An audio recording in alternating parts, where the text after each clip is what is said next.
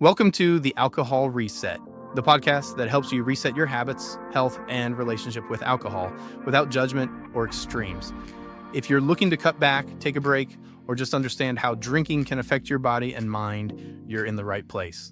Each episode brings you science-backed insights on neuroscience, nutrition, and habit change to help you feel better, sleep deeper, and take control on your terms. I'm Mike Hardenbrook, best-selling author, neuroscience enthusiast, and habit change expert. I've helped thousands through my book and podcast to rethink their drinking, and now I'm here to help you do the same. Let's get started. If you wake up at 7 a.m. after 3 or 4 drinks, and your heart is racing, your hands are a little shaky, and all you can think about is how badly you want something greasy and heavy to eat, you're not just dealing with a standard hangover. Something deeper is happening. And surprisingly, the organ driving a lot of that chaos isn't your liver, it's your pancreas. I'm Mike Hardenbrook, founder of Cloud9 and author of No Willpower Required.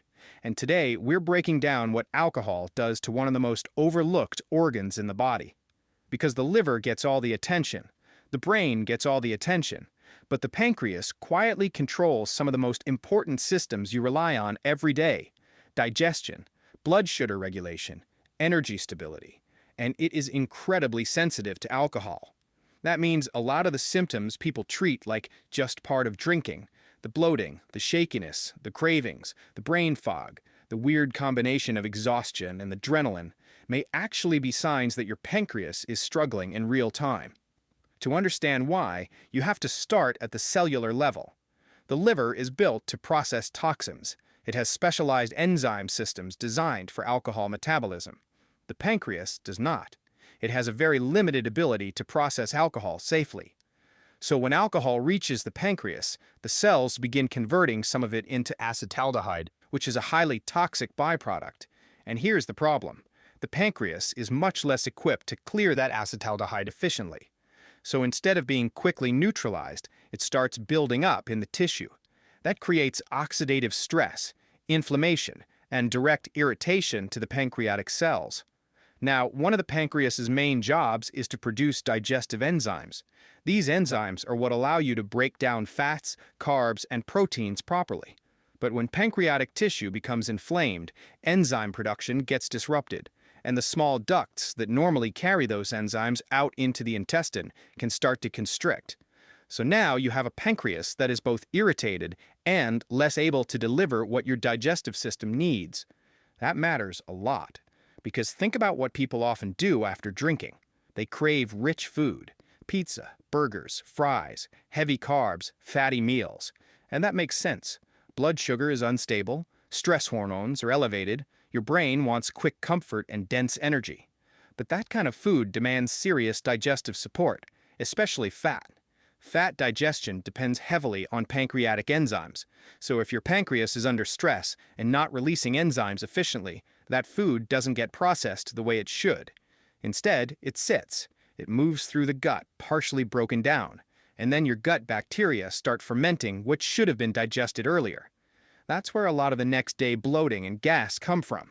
Not just stomach irritation, not just bad food choices, but a real mechanical breakdown in digestion. And that's why this topic is so important, because what people call a food hangover or a drunk stomach can actually be pancreatic dysfunction showing up in everyday symptoms.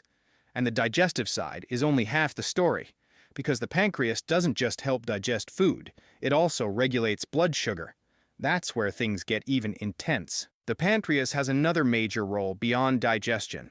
It helps regulate glucose through hormones like insulin and glucagon. And alcohol disrupts that system too. At the same time, the liver is also involved. Normally, the liver helps keep blood sugar stable between meals by releasing stored glucose and making new glucose when needed. But when alcohol is in the system, the liver shifts priorities. Instead of supporting blood sugar balance, it focuses on clearing alcohol. That means glucose output drops. Now combine that with a pancreas that's already under stress, and you get unstable blood sugar fast. That's why people can wake up feeling shaky, sweaty, weak, anxious, and ravenously hungry. It's not just dehydration. It's not just poor sleep. It can be a real metabolic crash. And when blood sugar drops suddenly, the brain reacts immediately. because the brain depends heavily on glucose. So your body releases stress hormones like adrenaline and cortisol to compensate. That's the racing heart. That's the inner panic. That's the "why do I feel anxious for no reason" feeling people get the morning after. It's not random. It's physiology. Now take this pattern and repeat it over time. That's when things get more serious, because repeated alcohol exposure can activate inflammatory pathways in the pancreas again and again, and over time that can lead to fibrosis, scar tissue. Healthy tissue gets replaced with less functional tissue, and that means a gradual loss of both digestive capacity and blood sugar control. That's where chronic pancreatitis and alcohol-related metabolic dysfunction start to become real risks. But even before anything gets that severe, alcohol is also quietly depleting the exact nutrients your pancreas and nervous system need to recover. B vitamins are a big one, especially B1. These vitamins are essential for cellular energy production. Without them, your mitochondria struggle to produce ATP efficiently. And ATP is what powers cellular work. So now imagine asking your pancreas to deal with inflammation, poor digestion, unstable glucose, oxidative stress, and tissue repair, while also stripping it of the nutrients it needs to produce energy. That's why the fatigue after drinking can feel deeper than just being tired. Your metabolic systems are under-resourced, and then there's antioxidant depletion. Alcohol increases oxidative stress, and your body relies heavily on compounds like glutathione to neutralize that damage.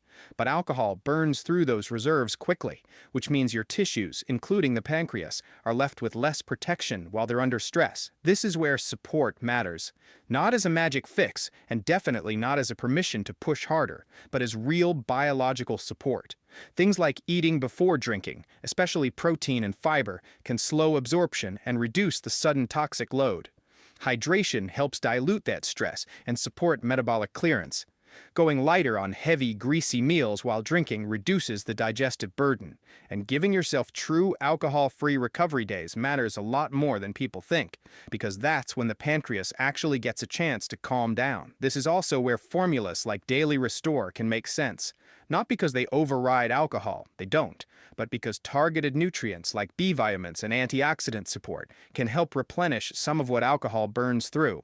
That means better support for energy production, better support for recovery pathways, and less of that dragged-out next-day crash. Again, not a cure, not a shield, just support for the biology underneath the symptoms. Because when you understand the mechanism, the mystery disappears. The cravings make sense. The bloating makes sense. The shakiness and brain fog make sense. These aren't random punishments, they're signals. And maybe the bigger takeaway is this: how many symptoms have you been normalizing? They're actually your body asking for help. Not dramatically, not loudly, just consistently. A little more fatigue, a little more digestive weirdness, a little more brain fog, a little more instability than you used to have. Sometimes the body doesn't scream first. Sometimes it whispers. I'm Mike Hardenbrook. Thanks for being here. I'll catch you next time. That's a wrap for today's episode. If you got something out of this, do me a quick favor, leave a rating and review on whatever podcast platform you're listening on. It helps keep the show going and would mean the world to me. Got ideas, comments, or questions? Shoot me an email at mike@trycloud9.com. I'd love to hear from you. And if you're looking for extra support, check out Cloud9, makers of Daily Restore, a once-a-day supplement to support your body from alcohol's effects, and Rise and Unwind AM/PM, a 24-hour combo to curb cravings, balance mood, and improve sleep when taking a break. Go to trycloud9.com and use the code PODCAST to save 15% on your next order. Thanks for listening, and I'll catch you next time.